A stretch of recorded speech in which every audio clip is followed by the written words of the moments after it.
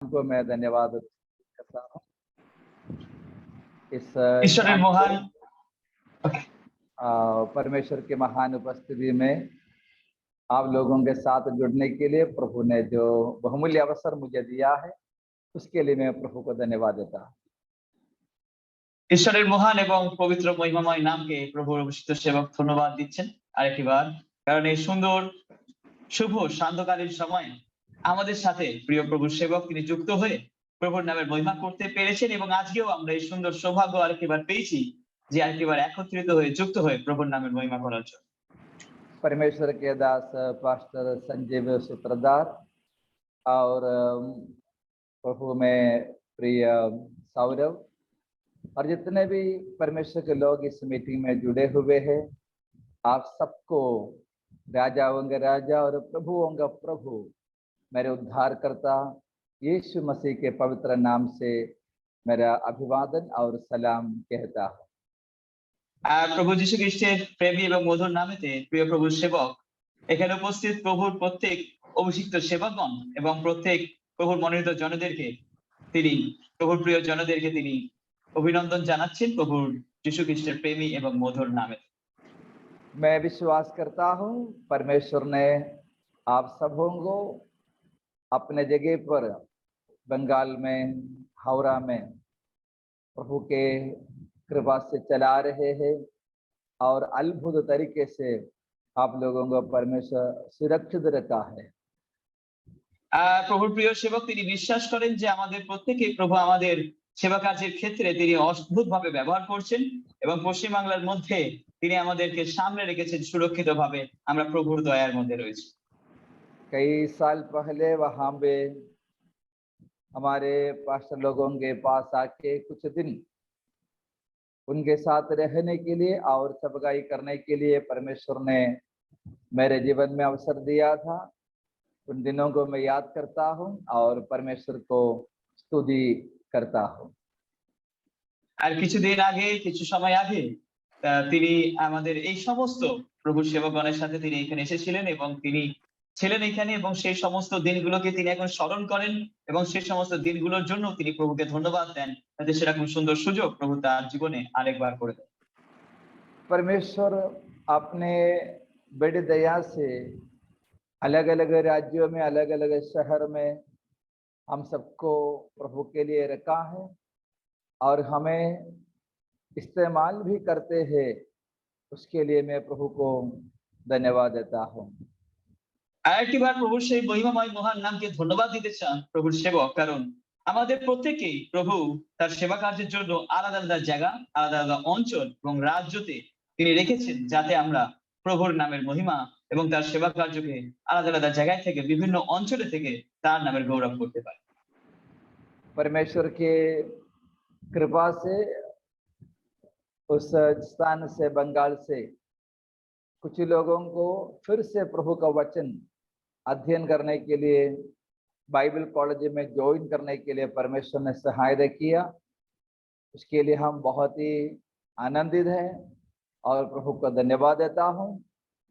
और हमारा प्रार्थना ये है आप सभी लोगों के द्वारा वहां पर अंधकार में जो लोग नाश हो रहे हैं, जो लोग सच्चाई नहीं जानते हैं, वे सच्चाई को जाने और प्रभु यीशु मसीह में आनंदित और अनंत काल के जीवन को प्राप्त करे।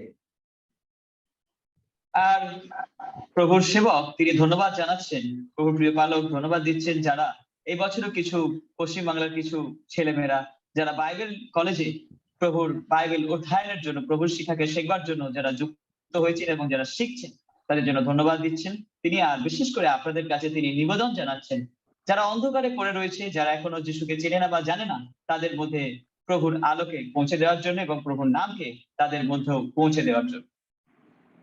आप सभी लोगों के प्रार्थना के जरिए परमेश्वर ने हमारे बाइबल कॉलेज के बिल्डिंग का बांधकाम अब तक जारी रखा है। यदि प्रभु का इच्छा होगी कुछ महीने के अंदर वो काम पूरा हो जाएगा। आप लोगों का प्रार्थना में फिर से वो काम के विषय को याद करके प्रार्थना करना है।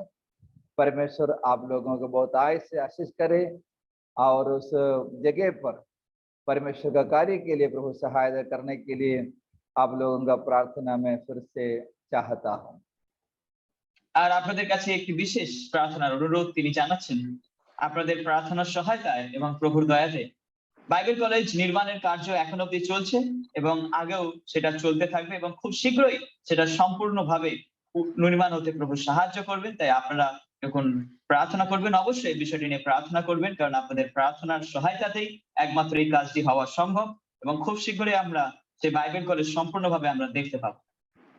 इस प्रार्थना सभा में परमेश्वर के वचन की सवगाई के लिए मुझे निमंत्रण दिया हुआ प्रभु के दास मेरा प्रिय भाई पास्टर संजीव सूत्रधार को और मेरे संदेश को बंगाली भाषा में भाषांतर करने वाले मेरे प्रिय छोटे भाई सौरभ को भी प्रभु के नाम से मैं दिल से धन्यवाद देता हूँ।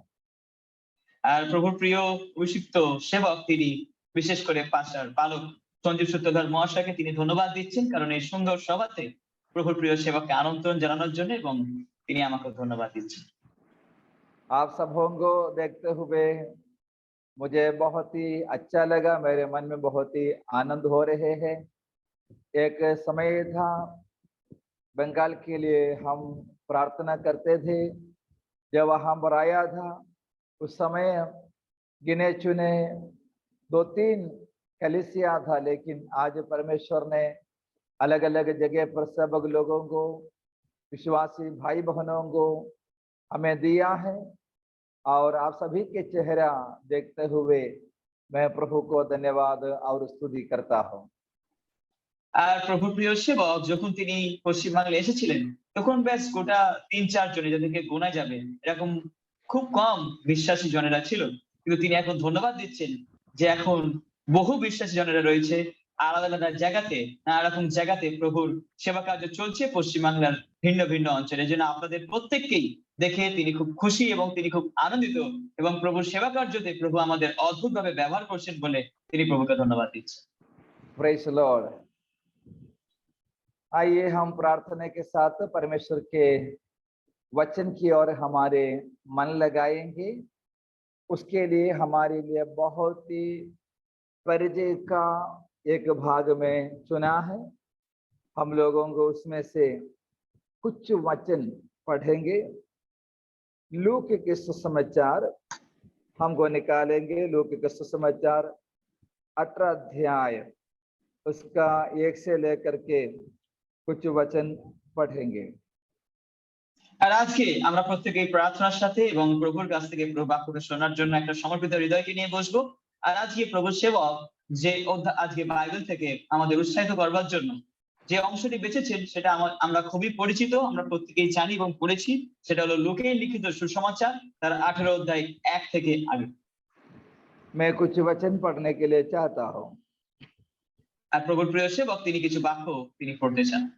फिर उसने इसके विषय में कि नित्य प्रार्थना करना और हियाव न छोड़ना चाहिए। उनसे दृष्टांत कहा, किसी नगर में एक न्यायी रहता था जो न परमेश्वर से डरता था और न किसी मनुष्य की परवाह करता था। उसी नगर में एक विधवा भी रहती थी जो उसके पास आकर कहा करती थी, मेरा न्याय चुकाकर मुझे मुद्दई से बचा। আর আপনি যদি লুক লিখিত সুসমাচার তার 18 অধ্যায় 1 থেকে 3 পড়েন, সেখানে এটাই লেখা রয়েছে, শিষ্যরা যাতে সব সময় প্রার্থনা করে এবং নিরাশ না হয় সেই শিক্ষা দেওয়ার জন্য যিশু তাদের এই উদাহরণ বললেন। কোন এক শহরে একজন বিচারক ছিলেন। তিনি ঈশ্বরকেও ভয় করতেন না এবং মানুষকেও গ্রাহ্য করতেন না। সেই শহরে একজন বিধবা ছিল। সে বারবার এসে তাকে বলতো, ন্যায় বিচার করে আমার বিপক্ষের বিরুদ্ধে রায় দিন। हमारे प्रभु यीशु मसीह के शिक्षा को बहुत ही विस्तार तरीके से सुसमाचार में हम लोग देखता है। আর আমাদের প্রভু যীশু খ্রিস্টের সেবা কার্যকে আমরা খুবই বিস্তারিত এবং স্পষ্ট রূপে আমরা সুসমাচারের পত্রগুলোতে সুসমাচারগুলোতে আমরা দেখে থাকি।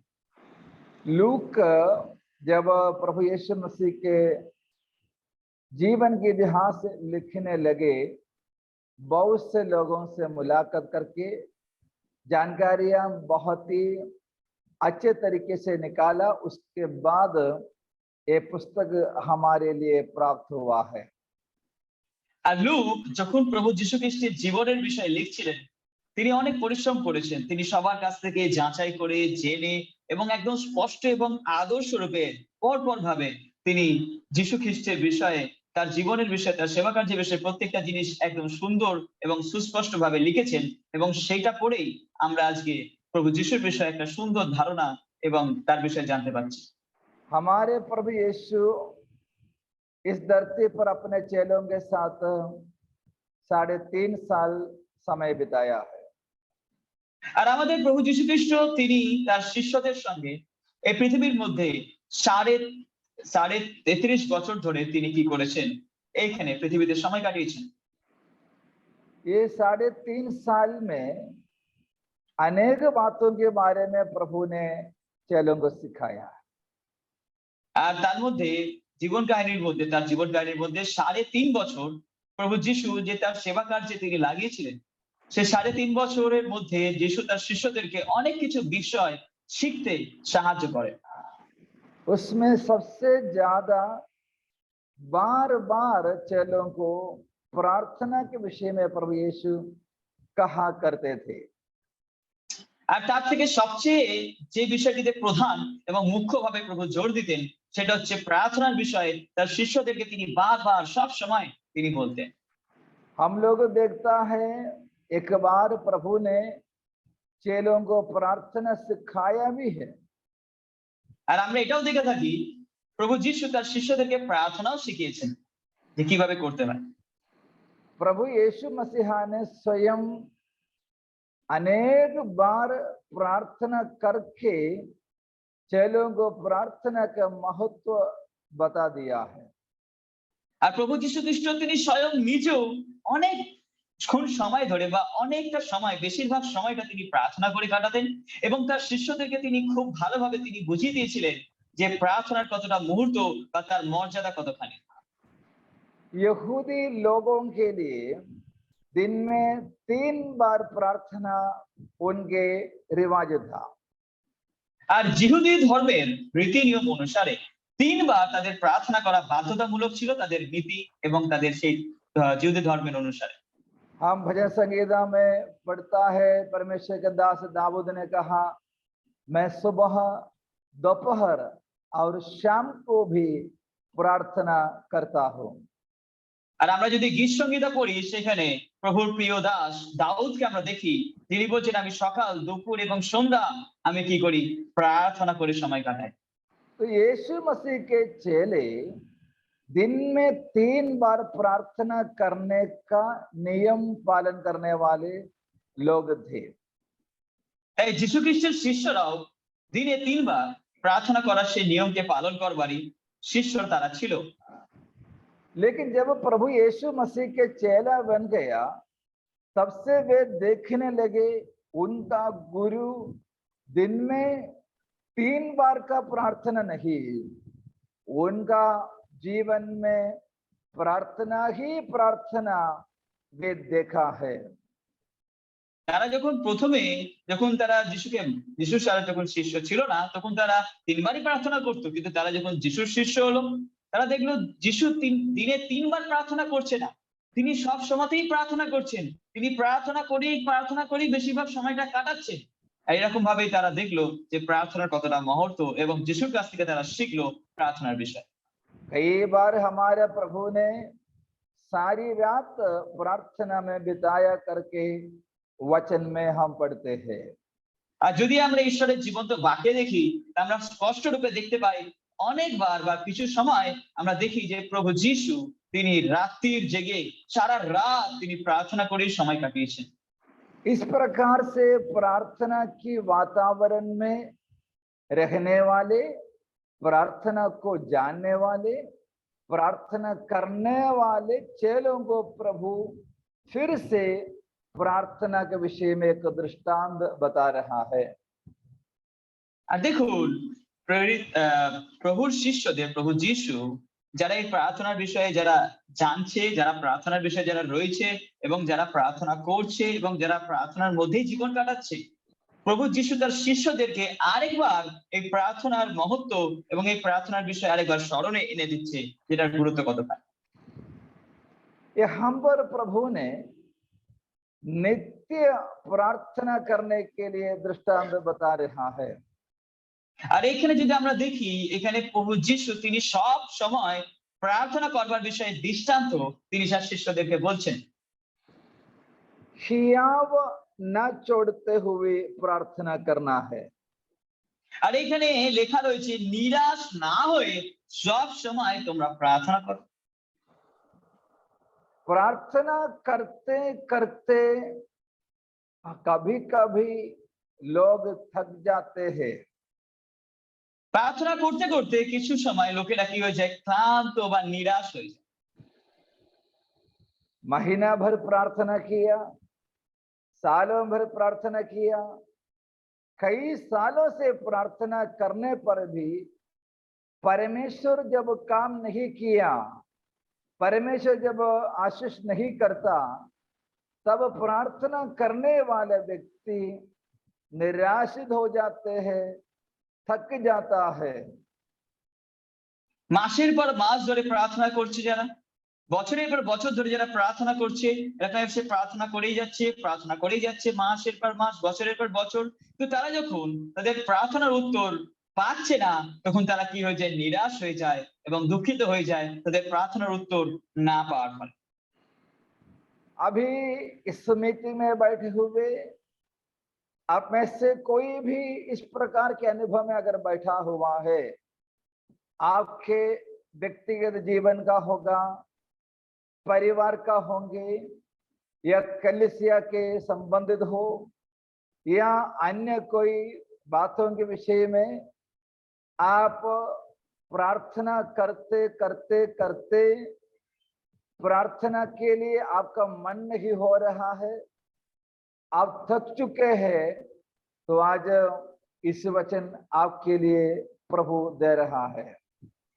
আর আজকে যদি কেউ এখানে উপস্থিত রয়েছে এবং যে প্রার্থনা করতে করতে নিরাশ হয়ে গেছেন, হতে পারে আপনি একটা বিষয় নিয়ে মাসের পর মাস, বছরের পর বছর প্রার্থনা করতেই থাকছেন, কিন্তু আপনি এখন অব্দি উত্তর পাননি, এর জন্য আপনি নিরাশ হয়ে গেছেন, এর জন্য আপনি হয়তো প্রার্থনা করা ছেড়ে দিয়েছেন এবং আপনি ভাবছেন যে আমি আর প্রার্থনা করব না, তাদের জন্য আজকের এই বাক্য প্রভু দিচ্ছে। जब प्रार्थना का उत्तर नहीं मिलते हैं, हम शैतान की कब्जे में चले जाते हैं। আর যখন আমরা প্রার্থনার উত্তর পাই না, তখন আমরা শয়তানের অধীনে বা তার দাসত্বে আমরা চলে যাই। हमारे मन में अनेक बुरी विचार शैतान डाल देते हैं। আর আমাদের মনের মধ্যে অনেক খারাপ খারাপ চিন্তা ভাবনা শয়তান দিয়ে দেয়। प्रार्थना छोड़ देने के लिए हमारा मन करते हैं, প্রার্থনা ছেড়ে দেব এরকমই আমাদের মন হয়ে যায়। प्रार्थना करने से कोई फायदा नहीं है करके हमारा मन कहता है। আর প্রার্থনা করে কোনো লাভ হবে না, এরকমই আমাদের মন আমাদেরকে বলে। प्रभु यीशु मसीह को छोड़ देने के लिए हमारा मन में शैतान बातें करेगा। আর শয়তান আমাদের মনের মধ্যে এরকমই বলবে যে প্রভু যিশুকে তুমি ছেড়ে দাও, কিন্তু প্রার্থনা করতে কোনো লাভই হচ্ছে না, এরকম কথা শয়তান আপনার মনের মধ্যে দেয়। आत्महत्या करने के लिए शैतान बोलेगा, আত্মহত্যা করার কথা শয়তান আপনার মনের মধ্যে দেবে। घर छोड़कर कहीं पर भी जाने के लिए शैतान बोलेगा, শয়তান বলবে তুমি ঘর ছেড়ে দিয়ে অন্য কোথাও পালিয়ে যাও, চলে যাও। शैतान बोलेगा तुम क्यों जीवित रहता है, तुम कोई শয়তান বলবে তুমি এখনো কেন বেঁচে রয়েছো, তোমার জীবনটা বেকার, ওটার কোনো কাজে লাগবে না। इस प्रकार की कई समस्या प्रार्थना करने वाले एक व्यक्ति का जीवन में भी आ सकते हैं। আর এরকম ধরনের কিছু সমস্যা যারা প্রার্থনা করে, যারা প্রার্থনাকারী ব্যক্তি, তাদের জীবনেও আসে। तो यहाँ पर प्रभु यीशु अपने चेलों को यह बता रहा है,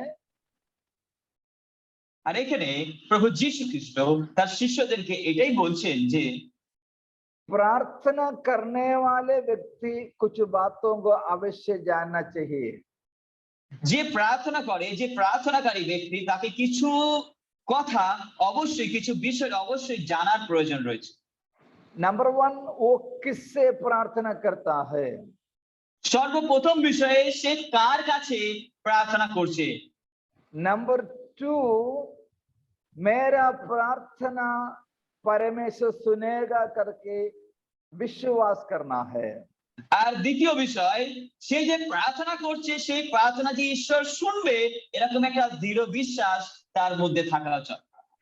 नंबर 3, मैं जो प्रार्थना कर रहा हूं परमेश्वर के वचन के अनुसार कर रहा हूं करके जानना है। আর তৃতীয় বিষয়, যে সে যে প্রার্থনাটা করছে সেই প্রার্থনা ঈশ্বরের বাক্য অনুসারে করছে কিনা সেটা তাকে যাচাই করা দরকার। नंबर 4, मेरा परमेश्वर मुझे अपने समय में उत्तर देगा करके हम जानना चाहिए। আর চতুর্থ বিষয়, আপনি যে প্রার্থনা করছেন ঈশ্বর তার সঠিক সময়ে সেই প্রার্থনার উত্তর দেবে বলে আপনার জানা উচিত। यहाँ पर प्रभु एक विधवा के विषय को लेकर प्रार्थना को समझा रहा है। আর এখানে প্রভু যীশু খ্রিস্ট একজন বিধবাকে উদাহরণ হিসেবে ব্যবহার করে তিনি প্রার্থনার বিষয়টাকে বোঝাচ্ছেন।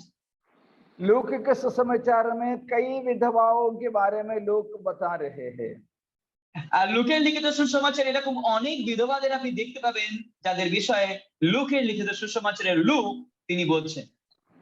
हम लोग 2 अध्याय में देखते हैं, वहां पर हन्ना नाम की एक विधवा प्रभु के दासी को हम देख सकते हैं। আর যদি আমরা লুকের লিখিত সুসমাচার 2 অধ্যায় দেখি, সেখানে হান্না নামে একজন বিধবা যে প্রভুর দাসী তাকে আমরা দেখতে পাই। 4 अध्याय में परमेश्वर के दास एलिया के समय पर प्रभु ने जिनके लिए बड़े कार्य किया उस सरफत की विधवा के बारे में लिखा है। আর যদি আমরা লুকের লিখিত সুসমাচার 4 অধ্যায়ে চলে আসি, সেখানে স্বয়ং প্রভুর সেবক এবং নবী এলিয়র জীবনে কিরকম কার্য প্রভু করেছিলেন সেই শরীফতের বিধবার দ্বারা, সেই কার্য আমরা দেখতে পাই। 7 अध्याय में नईन नाम के शहर में जिसका एक ही बेटा मर गया, वो विधवा के बारे में हम लोग देखते हैं। আর লুকের লিখিত সুসমাচার 7 অধ্যায়ে নাইল নামক একটা শহর, সেই শহরে একজন বিধবার ছেলে মারা যায় এবং সেই বিষয়ে আমরা দেখতে পাই। यहाँ पर एक न्यायाधीश के पास लगातार अपने न्याय के लिए जाने वाले की विधवा को हम देखता है। আর এখানে লুকের লিখিত সুসমাচার 18 অধ্যায়ে ন্যায় বিচারকের কাছে একজন বিধবা যে তার ন্যায় পাওয়ার জন্য বারবার যাচ্ছে, এরকম একজন বিধবাকে আমরা দেখতে পাই লুকের লিখিত সুসমাচার 18 অধ্যায়। प्रभु यीशु मसीह के समय में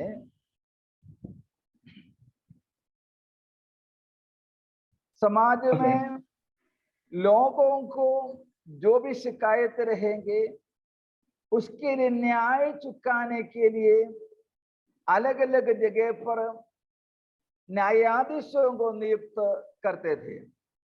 আর প্রভু যীশু খ্রিস্টের সময়ে ন্যায় বিচার করবার জন্য ভিন্ন ভিন্ন জায়গাতে আলাদা জায়গায় ন্যায় বিচারকদেরকে নিযুক্ত করা হতো ন্যায় করার জন্য।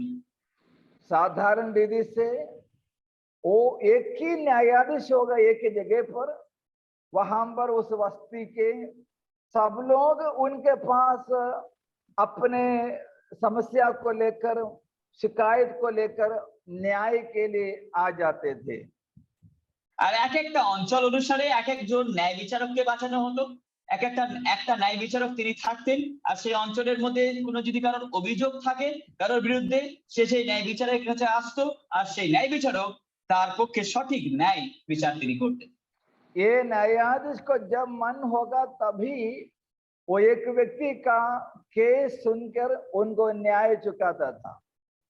আর এই ন্যায় বিচারকের যখন ইচ্ছা হবে তার উপরে নির্ভর করছে, যে ব্যক্তি তার কাছে এসছে সেই অনুসারেই তার ন্যায় হবে এবং তার ব্যাপার শুনে সে তার সম্বন্ধে ন্যায় করবে। आज भी हमारे देश में वही सिस्टम चल रहा है। আর আজকেও আমাদের দেশে সেই একই নিয়মকেই লক্ষ্য করে চলা হচ্ছে। एक व्यक्ति के केस कब सुनना है वो सब वो कोर्ट के जज के ऊपर है। আর একজন ব্যক্তির মামলা বা মোকদ্দমা কখন সেটার শুনানি করা হবে, কখন সেটার বিষয়ে একটা সফলতা দেয়া হবে, সেই কেসটাকে কখন শুনানি করা হবে, তার বিষয়ে সমস্ত অধিকার এবং সেটা রয়েছে সম্পূর্ণ বিচারকের বিচারপতির অধীনে। हम नहीं जानते हैं ये न्यायाधीश यहूदी समाज का व्यक्ति था या गैर यहूदी समाज का था। আর আমরা এখানে কিন্তু এটা স্পষ্টভাবে দেখতে পাই না, এই যে ন্যায় বিচারক তিনি কি জিহুদি ধর্মের ছিলেন না জিহুদি ধর্ম বা অন্য কোনো জাতির ছিলেন। यहूदी लोगों के लिए परमेश्वर ने मूसा के द्वारा ये नियम दिया था, अनाथों और विधवाओं को लोग संभालना है। আর আমরা মোশে নিয়ম কানুন অনুসারে জিহুদি ধর্মের রীতি বা নিয়ম অনুসারে আমরা দেখে থাকি, মোশে নিয়ম কানুন অনুসারে যারা অনাথ এবং যারা বিধবা তাদেরকে সমাজ তাদেরকে কি করবে, সাহায্য করবে বা তাদের রক্ষা করবে। ये विधवा को कोई तो विरोध कर रहा था, उनको तकलीफ दे रहा था। আর এখানে আমরা দেখি এই বিধবাকে কেউ বিরক্ত করছে, তার বিরুদ্ধে কেউ তাকে কি করছে, বিরুদ্ধে দাঁড়িয়েছে তাকে। हमें मालूम है विधवा बोलने से वो बेसहारा है, उनको मदद करने के लिए कोई नहीं आएगा, वो खुद ही एकदम कमजोर पड़ता है, तो सब लोग उनको सताने के लिए, उनको लूटने के लिए, उन पर दबाव डालने के लिए कोशिश करते हैं। আর আমরা এখানে বিধবা হিসেবে দেখি সবচেয়ে দুর্বল, তাকে সাহায্য করবার কেউ নেই, যে একদম অসহায়, আর সব লোকেরা তাকে অত্যাচার করবার জন্য, তার জিনিসগুলো চুরি করে নেওয়ার জন্য তাকে বিরক্ত করছে, তাকে জ্বালাতন করছে বা বিরক্ত করছে। ये विधवा का हालत भी उसी प्रकार का था। भले वो न्यायाधीश के पास अपनी समस्या पहुंचा दी, लेकिन न्यायाधीश भी उनके ऊपर दया नहीं किया। আর এখানে বিধবা যেহেতু অসুবিধার সম্মুখীন হয়, তাই জন্য সে তার মামলাকে নিয়ে ন্যায় বিচারকের কাছে যায় এবং সে আশা করে ন্যায় বিচারক তার মামলা শুনে একটা শুনানি বা সেই মামলার একটা সুন্দর ন্যায় বিচার তিনি করবেন। কিন্তু এখানে ন্যায় বিচারক যিনি ছিলেন তিনিও সেই বিধবার ন্যায় বিচার করেন না। पहला दिन न्यायाधीश ने विधवा से कहा, कल तुम आ जाओ, कल तुम्हारे केस में सुनेंगे। আর প্রথম দিন যখন বিধবা সে ন্যায় বিচারকের কাছে যায়, সেই ন্যায় বিচারক বলে ঠিক আছে, কালকে তুমি চলে এসো, কালকে তোমার মামলার আমি মোকদ্দমার একটা শুনানি করে দেবো। अगला दिन गया तो न्यायाधीश ने बोला आज नहीं, अगला दिन तुम आ जाओ, तुम्हारे केस में ले लूंगा। আর তারপরের দিন যখন সে বিধবা যায়, তারপরের দিন সে একই কথা ন্যায় বিচারক বলে ঠিক আছে, এর পরের দিন চলে এসো, তোমার মামলার বিরুদ্ধে আমি একটা ন্যায় বিচার করব। जब जाते हैं न्यायाधीश, ये विधवा का केस हर दिन कल कल बोल बोलकर आगे को ढकेलते गया। আর যতবার এই বিধবা তার এই মামলা বা তার এই বিষয়টাকে নিয়ে ন্যায় বিচারকের কাছে বিচার চাইতে গেছে, ততবারই ন্যায় বিচারক কালকে হবে, তারপরের দিন এসো, তারপরের দিন এসো, এরকম ভাবে কালকের দিন এসো বলে কাটিয়ে দিয়েছে, আর তাকে বিচার করেনি।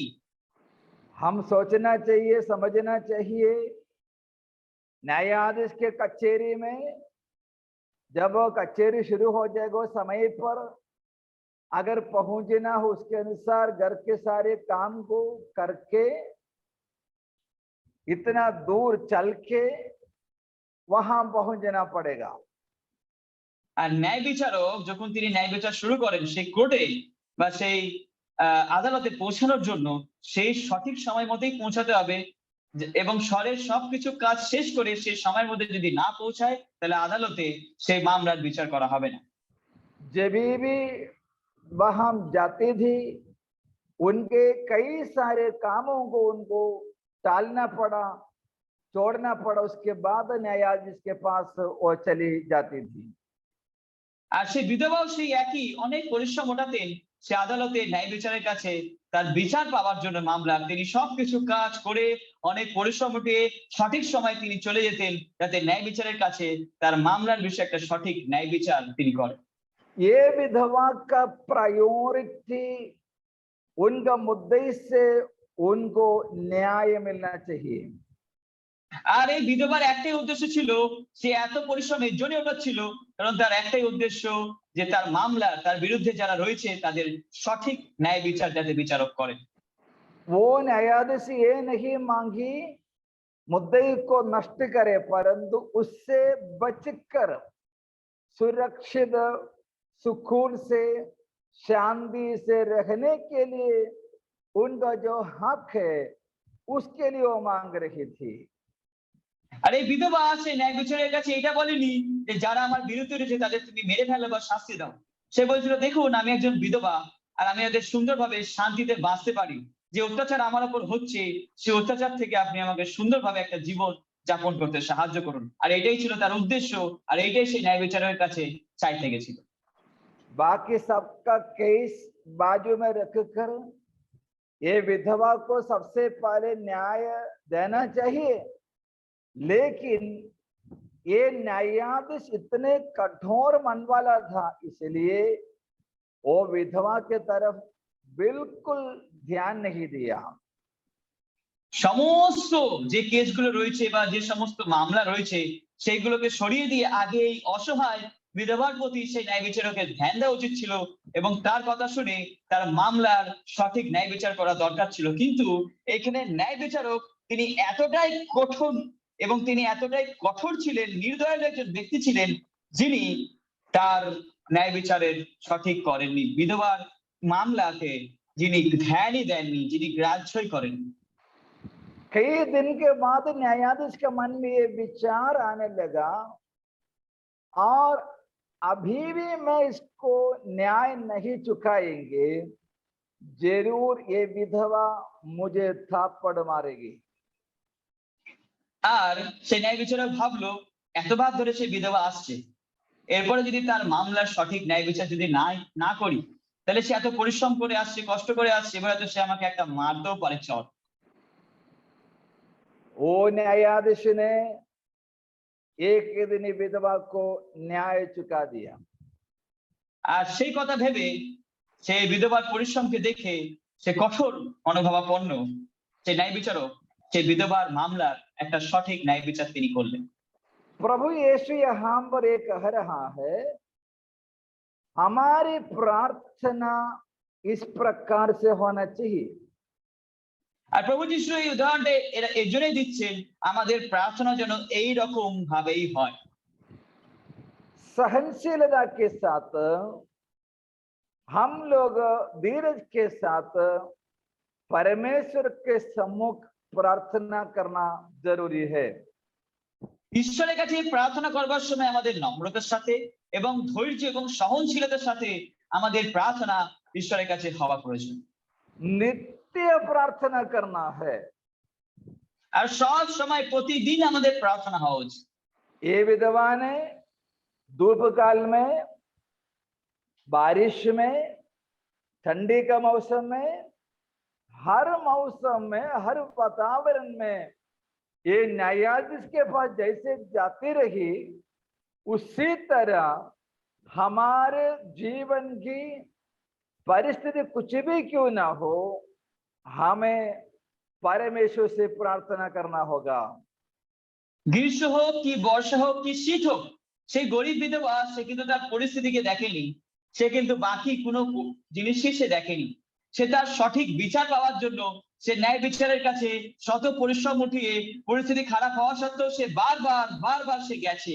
ঠিক সেরকম আমাদের প্রার্থনাও ঈশ্বরের কাছে হওয়া উচিত। আমাদের পরিস্থিতি যেরকমই হোক না কেন এই বিধবার মতো আমাদের ছাড়লে চলবে না, আমাদের নিরাশ হলে চলবে না, আমাদের সব সময় ঈশ্বরের কাছে প্রার্থনা করতে হবে।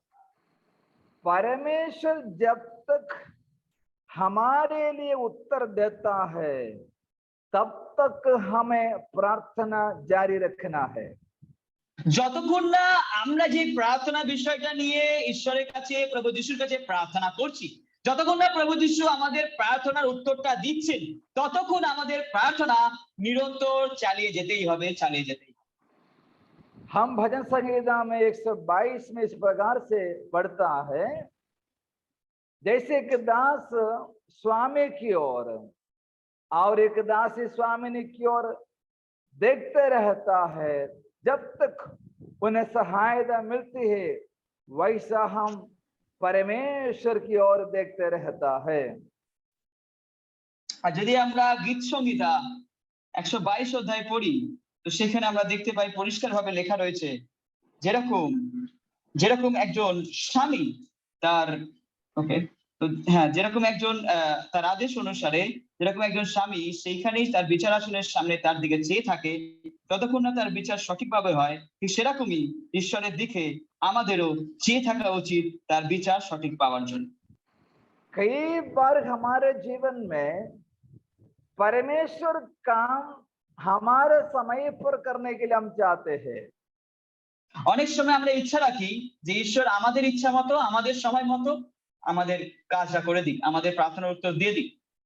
हम लोग इसीलिए कहते हैं परमेश्वर मैं उपवास बैठा हूं, 3 दिन के अंदर आप मेरे लिए काम करना है। আর এরকম ভাবে অনেক সময় আমরা ঈশ্বরের কাছে প্রার্থনা করতে থাকি, প্রভু আমি উপবাসে বসেছি আর এর জন্য 3 দিনের মধ্যেই আমার প্রার্থনার উত্তর, আমার এই কাজটা হওয়াই চাই। परमेश्वर मैं 21 दिन उपवास में हूं, 21 दिन का प्रार्थना पूरा होने से पहले आप मेरे लिए कार्य करना है। আমরা বলি হে ঈশ্বর প্রভু যিশু আমি 21 দিনের উপবাস নিয়েছি, আর 21 দিনের প্রার্থনা উপবাস প্রার্থনার মধ্যেই যে বিষয়টা নিয়ে আমি প্রার্থনা করছি সেই বিষয়টা আমার জীবনে ঘটা চাই। इस प्रकार की हमारे विचार को हम तोड़कर परमेश्वर अपने समय पर कार्य करने के लिए हमें नम्र और दीन होना पड़ेगा। আর এর জন্যই আমাদের যে বিচারধারা, আমরা চাই যে আমাদের সময় মতো প্রভু কার্য করুক, এই বিচারধারাকে, এই চিন্তাধারাকে ভেঙে ঈশ্বর তার সঠিক সময় মতো কার্য করবেন, এই বিচারকে আমাদের মনের মধ্যে আনতে হবে।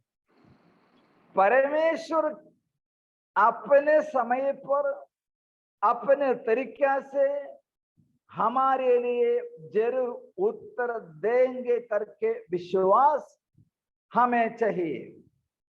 আর আমাদের একটা দৃঢ় বিশ্বাস হওয়া উচিত যে ঈশ্বর তার সঠিক সময় অনুসারে একটা সঠিক বিচার তিনি আমাদের করবেন, এরকম একটা বিশ্বাস আপনার মধ্যে হওয়া দরকার।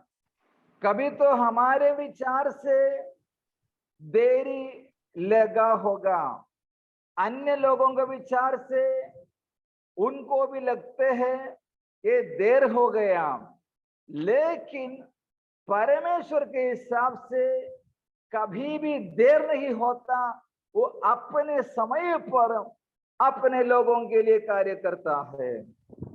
দেখুন, হতে পারে আমাদের বিচারধারা বা আমাদের চিন্তা অনুসারে আমরা তো ভাববো আমার প্রার্থনার উত্তর পেতে দেরি হচ্ছে, দেরি হয়ে গেছে। অন্য জাতি বা অন্য লোকেদের অনুসারেও সেটাই, যে দেরি হয়ে যাচ্ছে, কিন্তু ঈশ্বরের কাছে দেরি বলে কোনো জিনিস নেই। ঈশ্বর দেরি করেন না, ঈশ্বর সঠিক সময়, উপযুক্ত সময় তিনি উত্তর দিয়ে থাকেন।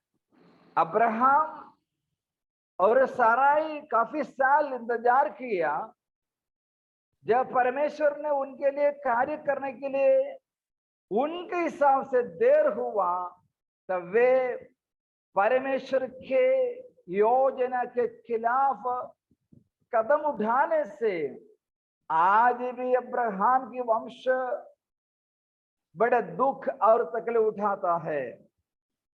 দেখুন, আব্রাহাম আর সারা তাদের যখন সন্তান হচ্ছিল না, আর তাদের যখন সন্তান হতে যখন দেরি হচ্ছিল, আর ঈশ্বরের প্রতিজ্ঞা পূরণ হতে দেরি হওয়ার জন্য তারা কি করে, তারা ঈশ্বরের বিরুদ্ধে গিয়ে কিছু কাজ করতে থাকে। আর এর জন্যই এখনো অব্দি আব্রাহাম এবং সারার বংশকে সেই একই শাস্তি উঠিয়ে বেড়াতে হচ্ছে। हम देखते हैं याईर के घर में प्रभु यीशु जा रहे थे, तब लोगों ने कहा अब गुरु को तकलीफ मत दे, क्योंकि बेटी तो मर चुकी है, अभी आने से कोई फायदा नहीं है। আর আমরা বাইবেল থেকে একটা উদ্ধৃতিতে দেখে থাকি, বাক্যতে দেখে থাকি, জাইরের ঘরে যখন প্রভু যাচ্ছিলেন, তখন জাইরের ঘরের একজন একজন দূত তিনি এসে তাকে বলেন যে যাইর, তুমি প্রভু যিশুকে আর বিরক্ত করো না, প্রভুকে আর যেতে হবে না, কারণ এখন অনেক দেরি হয়ে গেছে, আর এখন গেলেও কোনো কাজ হবে না। वहां के लोगों के विचार से यीशु अगर आने का होता, जल्दी आना चाहिए था, अभी बेटी तो मर गई, अभी कोई फायदा नहीं है। দেখুন সেইখানকার লোকের বিচার অনুসারে প্রভু যিশুকে তাড়াতাড়ি আসা উচিত ছিল, যখন জাইরের মেয়ে যখন বেঁচে ছিল তখন আসা উচিত ছিল, কিন্তু এখন তো জাইরের মেয়ে মারা গেছে, এখন আর প্রভু যিশু এসে কি লাভ হবে? हमारा परमेश्वर समय में सीमित रखने वाले नहीं, समय को बदलाने वाला परमेश्वर है। দেখুন আমাদের ঈশ্বর প্রভু যিশু তিনি সময়টাকে সীমিত রাখার ঈশ্বর নয়, তিনি সময়কে পরিবর্তন করতে পারেন বা সময় তিনি বদলাতে পারেন এমন একজন ঈশ্বর। सब कुछ उसके सामर्थ्य से, उसके मर्जी से चलता है। আর সবকিছু জিনিস প্রভু যিশু খ্রিস্টের ইচ্ছা অনুসারে এবং তার অধীনেই সমস্ত জিনিস চলে। जैसे न्यायाधीश ने एक दिन ये विधवा के लिए न्याय चुका, तो उसी प्रकार से दिन रात परमेश्वर से पुकारने वाले अपने भक्तों के विषय में परमेश्वर जल्दी से जल्दी उत्तर देता है। ঠিক যেরকম বিধবা সে কিন্তু হাল ছেড়ে দেয়নি, সে কিন্তু নিরাশ হয়ে যায়নি, সে বারবার বারবার তার মামলার বিষয়ে সঠিক বিচার পাওয়ার জন্য সে বিচারকের কাছে গেছে। এইরকম ভাবে বিচারক একদিন সেই বিধবার প্রতি ধ্যান দেয় এবং তার কঠোর মনোভাবকে সে দূর করে সে বিধবাকে সঠিক বিচার করেন, সঠিক ন্যায় বিচার করেন। ঠিক সেরকম আমাদেরও বারবার বারবার ঈশ্বরের কাছে প্রার্থনা করতে হবে, আমাদের নিরাশ হলে চলবে না, যতক্ষণ না ঈশ্বর উত্তর দিচ্ছে ততক্ষণ আমাদের প্রার্থনা করে যেতে হবে। ঈশ্বর তার সঠিক সময়ে উত্তর দেবেন খুব শীঘ্রই। दिन रात प्रार्थना करने वाला एक व्यक्ति को देखते हुए दूसरों ने मजाक उठा सकते हैं, पागल बोल सकते हैं, मूर्ख बोल सकता है, लेकिन पवित्र शास्त्र बाइबल कहता है दिन रात परमेश्वर से पुकारने वालों के लिए वो जल्दी से जल्दी उत्तर देने वाला परमेश्वर है। হতে পারে আপনি যদি দিন রাত প্রার্থনা করছেন, সব সময় প্রার্থনা করছেন, অন্য লোকেরা দেখে আপনাকে পাগল বলবে, মূর্খ বলবে, হতে পারে তারা আপনাকে ঠাট্টা তামাশা করবে, বা হতে পারে তারা আপনাকে নিন্দা করবে, কিন্তু ঈশ্বরের বাক্য পবিত্র শাস্ত্র অনুসারে যারা দিন রাত, যারা সব সময় ঈশ্বরের কাছে প্রার্থনা করছে, ঈশ্বর তাদের খুব শীঘ্রই তাদের প্রার্থনার উত্তর দেবেন, তাদের প্রার্থনাকে শুনবেন। एक बार मेरा एक माताजी से एक मुलाकात हुआ मेरा, আর একবার প্রিয় প্রভু সেবকের সঙ্গে একজন বৃদ্ধ একজন মহিলা দেখা হলো, সাক্ষাৎ হলো। उन्होंने अपने एक गवाही मुझे बताई। আর তিনি সে বৃদ্ধা মহিলা তার জীবনের সাক্ষ্য বা সাক্ষী সে প্রভু দাস তিনি বললেন। उनको एक ही बेटा था, वो प्रभु को छोड़कर दुनियादारी में चले गए, दुनियादारी में जी रहा था। আর সেই বিধবা বা সেই বৃদ্ধা মহিলার একটাই ছেলে ছিল, আর সেই তার একমাত্র সন্তান, তার একমাত্র ছেলে, সে প্রভুকে মানত না, সে জগতের নিয়ম অনুসারে সে জীবনযাপন করত। ये माता जी प्रार्थना में इतना विश्वास करती है, प्रार्थना बहुत करने वाली है। আর সেই বৃদ্ধা মহিলা তিনি প্রার্থনাকে প্রচুর বিশ্বাস করতেন এবং তিনি খুব সবসময় তিনি প্রার্থনা করেই দিন কাটাতেন। उनका चेस्ट में कैंसर का बीमारी आया, तभी भी सिर्फ प्रार्थना के द्वारा वो चंगाई पाई है। আর সেই বৃদ্ধা মহিলার তার বুকে ক্যান্সারের রোগ হয়, কর্কট রোগ হয়, কিন্তু সে একমাত্র প্রার্থনা দ্বারাই সেই ক্যান্সার রোগের হাত থেকে সে সম্পূর্ণভাবে নিরাময় বা আরোগ্য পেয়ে যায়। उन्होंने मेरे से कही, पास्टर मैं अपने बाइबल में अपने बेटे को उद्धार के लिए एक पेपर में नाम लिखकर 34 साल लगातार प्रार्थना किया। उसके बाद परमेश्वर मेरे बेटे को प्रभु में वापस लेके आया। আর সেই বৃদ্ধা মহিলা প্রভুর দাসকে বলতে থাকলেন, আমি আমার সন্তান একমাত্র ছেলে যাতে উদ্ধার পায় তার জন্য আমি 34 বছর থেকে আমি বাইবেলের মধ্যে একটা পেজে তার নাম লিখে আর 34 বছর থেকে সে যাতে উদ্ধার পায় তার জন্য আমি প্রার্থনা করছিলাম। আর 34 বছরের প্রার্থনা করবার পরে আমার ছেলে সে এখন উদ্ধার পেয়েছে, সে এখন প্রভুর পথে রয়েছে। এরকম সাক্ষ্য সে বৃদ্ধা দেন। परमेश्वर काम करने के लिए कुछ समय तो लगा, लेकिन विश्वास को ना छोड़ते हुए, हियाव ना छोड़ते हुए, हिम्मत ना छोड़ते हुए, निराश ना होते हुए लगातार दिन रात प्रार्थना करने से परमेश्वर ने उनके प्रार्थना सुना। वो परमेश्वर आज भी जीवित है। তো দেখুন, সে বৃদ্ধা মহিলার হয়তো প্রার্থনার উত্তর পেতে তার ছেলে হয়তো প্রভুতে আসতে হয়তো দেরি হয়ে গেছে, হতে পারে 34 বছর হয়তো লেগেছে, কিন্তু সে তার শক্তিকে ছাড়েনি, সে তার সাহসকে হারায়নি, সে নিরাশ হয়ে যায়নি, সে নিরন্তর প্রার্থনা করে গেছে এবং তার ছেলের জীবন আজকে বদলে গেছে। ঠিক সেরকম আপনি যদি প্রার্থনা করেন আপনার জীবনও বদলে যাবে। সেই একই ঈশ্বর, যে ঈশ্বর এখন অব্দি জীবিত আছে এবং সেই একই ঈশ্বরকে আমরা মানি। अभी तक परमेश्वर मेरे लिए कार्य नहीं किया तो मेरे विश्वास से होना चाहिए परमेश्वर मेरे लिए अगला दिन काम करने जा रहा है। परमेश्वर होते पारे मेरे लिए এখন उत्तर देने जा रहा है। परमेश्वर मेरे लिए रास्ता खोलने जा रहा है। परमेश्वर मुझे चंगा करना जा रहा है। परमेश्वर मुझे सहायता करना जा रहा है। इस प्रकार से हमारा विश्वास और बढ़ते और मजबूत होते जाना चाहिए। যদি আপনি এখন অব্দি আপনার প্রার্থনার উত্তর পাননি, আপনার নিরাশ হলে চলবে না, বরং আপনার বিশ্বাস এটা হওয়া দরকার, ঈশ্বর অবশ্যই এর পরের দিন আমার প্রার্থনার উত্তর দেবে, অবশ্যই আমাকে ঈশ্বর সাহায্য করবে, অবশ্যই ঈশ্বর আমার জন্য নতুন রাস্তা খুলবে, অবশ্যই ঈশ্বর আমার জন্য একটা কার্য, অদ্ভুত কার্য তিনি আমার জীবনে করবে। এরকম একটা বিশ্বাস আপনার জীবনে হওয়া দরকার।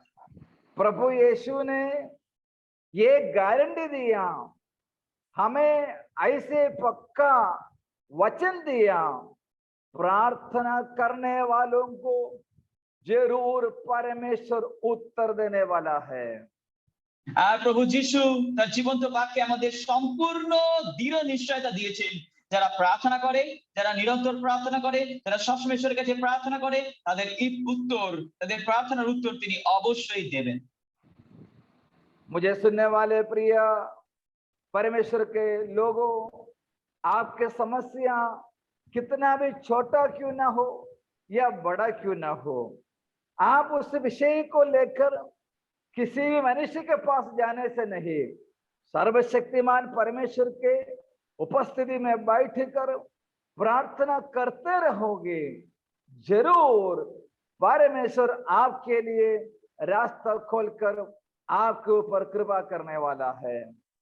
প্রিয় ঈশ্বর ভক্ত জনেরা, আপনার জীবনে ছোট সমস্যাই হোক আর সবচেয়ে বড় সমস্যাই হোক, যে কোনো সমস্যার সময় মানুষের কাছে গেলে আপনি আপনার সমস্যার সমাধান পাবেন না। আপনি ঈশ্বরের কাছে সমর্পিত করুন, হাঁটু পাতুন আর নিরন্তর প্রভুর কাছে সব সময় প্রার্থনা করুন, দেখবেন ঈশ্বর আপনার প্রার্থনার উত্তর খুব শীঘ্রই দেবেন। भजन संहिता में लिखा है, जितनों ने परमेश्वर की ओर देखा वो प्रकाशित हुआ, उसका मुंह काला होने नहीं पाया। আর যদি আমরা গীত সংহিতায় পড়ি, সেখানে লেখা রয়েছে, যে ঈশ্বরের দিকে নিজের চোখকে তুলে তাকিয়েছে তার মুখ তিনি লজ্জিত হতে দেননি, তার মুখ সূর্যের থেকেও আরো উজ্জ্বল এবং তার মুখ তিনি প্রকাশিত করেছেন। अगर आप प्रार्थना करने वाले व्यक्ति हो, आप दिन रात प्रभु से पुकारने वाले व्यक्ति हो, आपके व्यक्तिगत जीवन के लिए, आपके परिवार के लिए, आपके कलीसिया के लिए परमेश्वर अपने बड़े काम करने जा रहा है। যদি আপনি একজন প্রার্থনাকারী ব্যক্তি হয়ে থাকেন, যদি আপনি সবসময় আপনার পরিবারের জন্য, আপনার নিজের জীবনের জন্য, আপনার মণ্ডলীর জন্য, আপনার সমাজের জন্য যদি আপনি প্রার্থনা করছেন, তাহলে আপনি বিশ্বাস রাখুন ঈশ্বর আপনার জীবনে অদ্ভুত কার্য তিনি করতে চলেছেন। पिछले दिनों प्रार्थना का दिन था, लेकिन आने वाले दिन में प्रार्थना का उत्तर प्राप्त करने वाला दिन होगा। হতে পারে এর আগের দিনগুলো আপনার প্রার্থনা করার দিন ছিল, কিন্তু এর পরের যে দিন আসতে চলেছে সেটা আপনার প্রার্থনার উত্তর পাওয়ার দিন হতে চলেছে। हम जब तक इस धरती पर होगा प्रार्थना में लगे रहे, हमारे प्रभु के आगमन के लिए तैयार रहे, परमेश्वर के वचन में हम आगे बढ़े, वही परमेश्वर हमसे चाहता है। যতদিন আমরা এই পৃথিবীতে আমরা জীবিত রয়েছি ততদিন নিরন্তর সব সময় প্রার্থনাতে সজাগ থাকুন এবং লেগে থাকুন, এবং আপনি প্রভুর প্রতি বিশ্বাসে থাকুন, প্রভুতে দৃঢ় থাকুন, এবং আমরা অবশ্যই একদিন প্রভুর রাজ্যে সেই স্বর্গে আমরা পৌঁছে যেতে পারব। प्रार्थना करने वाले सबों को परमेश्वर आशीष करे, और जिन्होंने प्रार्थना नहीं करते हैं, आपको कुछ चुनौती है, प्रार्थना के लिए तैयार हो जाओ, परमेश्वर का महान कार्य को आपका जीवन में देखो। इन वचनों के द्वारा परमेश्वर आप सबों को बहुत ऐसे आशीष करे। और एक बार सबको धन्यवाद और जय मसीह की। আর যারা প্রার্থনাকারী হিসাবে নিজের জীবনকে সব সময় প্রার্থনা করে ঈশ্বরের কাছে কাটাচ্ছেন, তাদের জীবনে একটা সুসংবাদ, আপনারা আপনাদের প্রার্থনা করতে থাকুন, অবশ্যই আপনারা প্রার্থনা উত্তর পাবেন। আর যারা প্রার্থনা করা ছেড়ে দিয়েছেন নিরাশ হয়ে গিয়ে, আমি বলবো যারা প্রার্থনা করেন না তাদেরকে প্রভুর সেবক বলতে চাইছেন, আপনারা আজ থেকে প্রার্থনা শুরু করুন এবং ঈশ্বরের আশীর্বাদকে আপনারা আপনাদের জীবনে দেখতে পাবেন অবশ্যই। যারা এখানে উপস্থিত রয়েছেন প্রত্যেক ঈশ্বর ভক্ত সেবকগণ এবং প্রত্যেক ঈশ্বরের মনোনীত জনদেরকে প্রভুর সেবক তিনি ধন্যবাদ জানাচ্ছেন এবং ঈশ্বরের বাক্যের দ্বারা আপনাদের প্রত্যেককে আশীর্বাদ।